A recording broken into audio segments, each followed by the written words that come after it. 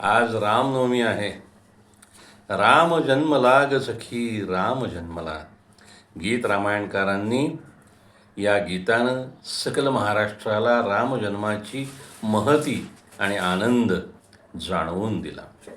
अंदाजे 8 लाख वर्षापूर्वी जन्माला आलेला हा महापुरुष ईश्वरानं मानवी रूपामध्ये जन्म घेतला, सकल मानवी मर्यादांचं पालन केलं आणि रावणासारख्या महादैत्याचा पराभव करून त्याचा नाश करण्याचं अमानवीय ईश्वरीय कार्यसुद्धा केलं. म्हणून आजही आम्हाला राम आमचा आदर्श वाटतो. अंदाजे 8 लाख वर्षापूर्वी आलेलं हे व्यक्तिमत्व आजही आम्हाला आदर्श वाटत असेल तर हे ईश्वरी कार्य आहे, हा एक चमत्कारच आहे. हे आम्ही खुल्या मनानं स्वीकारायला काय हरकत आहे. जय श्रीराम.